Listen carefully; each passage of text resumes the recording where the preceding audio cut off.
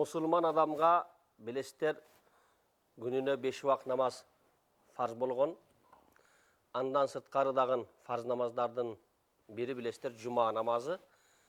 Kийиnkisile janaza namazı dep aytılат. Janaza namazı toora farzu kifaya. Mahalladan bir ayıldan birөө kaçış bolsa, ошол айылдан кимдир бирөө жаназа намазын окуп койсо калагандардан саакыт деп айтылат. Биз мына ушул жаназа намазында маани бере турган бир олуттуу маселе бар. Көпчүлүк ушуга маани бербейт, кайдыгер карайт. Натыйжада жанагы адамдын жаназасы жайыз болбой калыш коопу бар.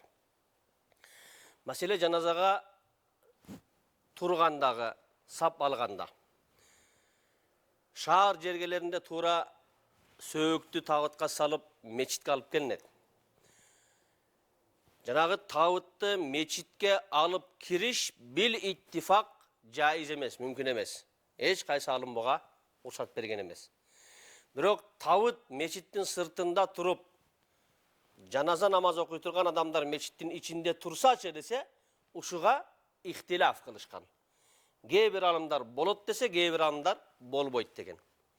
Андыктан эгерде зарылчылык болбосо, жаназаны мечитке алып келүүнүн кереги жок. Ошол кайтыш болгон маркумдун өзүнүн короосунда эле окуган жакшы. Эми мына шаар жерлеринде арга жок, жанагындай короолордун сыйымдуулугу аз, жаназага келген мусулмандар көп болсо, мүшкүл, кыйынчылык жаратат деп мечитке алып келинет. Эми мына ушул жаназага сапка турган мезгилде эгер мечиттин ичинде болбосо, сыртта болгондо сөзсүз мусулмандар жаназага турган адамдар бут кийимин чечип туруш керек. Эгер жер таза болсо, бут кийимин кийген абалда турса, ал эч качан өзүнүн бут кийиминин астынын нажас эмес, таза экендигине кепилдик бере албайт. Аны менен кайларга гана, каяктарга гана басып барбады.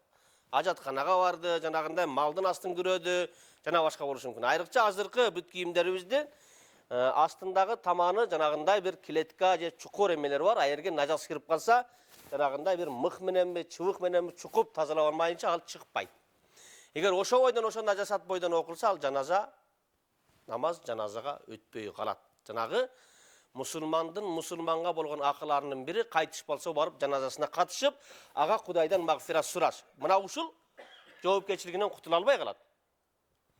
Ошондуктан чечип жерге турсун. Эгер жер жаан чачын болгон болуп, ылай же жерден нажас боло турган болсо, анда чечип ошол бут кийиминин үстүнө турсун.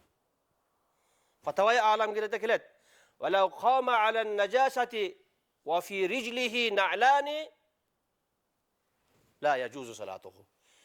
Жер нажасат болуп бут кийиминин чечпей эле туруп алса, анын намазы жайыз болбой калат.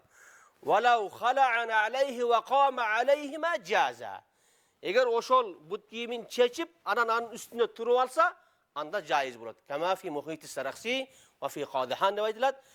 Сараксидин мухитинде да, имам Кадиханын фатавасында да мына ушундай текст келтирилген экен. Жанагы биз эгер асты нажасат болгон кийим, бут кийимди кийип турсак, ал кийим өкүмүндө болот дагы, нажас менен кошо намаз окугандай болобуз.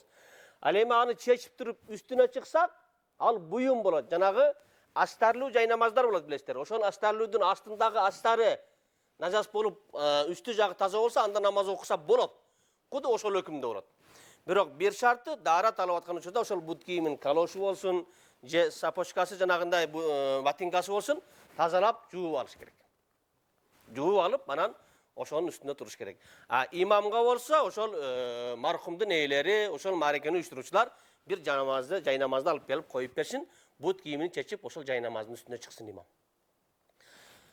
İmam Müslim'nin sahihinde kelet Abdullah ibn radıyallahu anhumadan rivayet kılınan bir hadis var. Peygamber sallallahu aleyhi ve sellem intibetken "Ma min raculin muslimin yamutu feyakumu ala cenazatihi 40 raculan illa şeffa'ahumullah."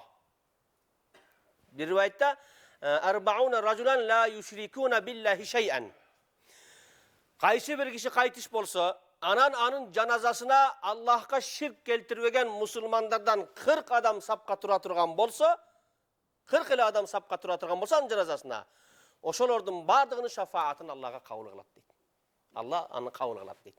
Демек биз бир кайсы бир таанышыбыз, тууганыбыз, мусулман бирадарыбыз, мусулман тууганыбыз кайтыш болсо, анын барып жаназасына катышуудан максат ошол кишиге Кудайдан магфират сурап берүү, жаназасына катышып.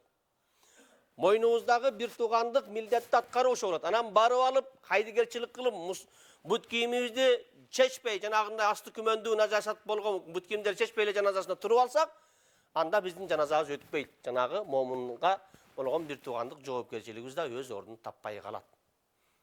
Биз ушундай бир нерселерге көп болгонбуз. Кээ бир молдокелер тааныштардын атасынын же бир жакынынын жаназасына барсак, жаан чачын болгон, ошондо катышуучулардын бардыгына жанагындай салафан пакет таратып чыкканда, жаназанын башында айткан: урматтуу туугандар, бул сөөк менин тууганым, буга көбүрөөк адамдын жаназа окуусун, көбүрөөк адамдын магфират айтуусун каалаймын. Сиздерден сураныч, бут кийимиңиздерди чечип, ошол салафан салфетканы кийип алыңыздар деп суранган. Демек, биз мына ушуга маани беришибиз керек.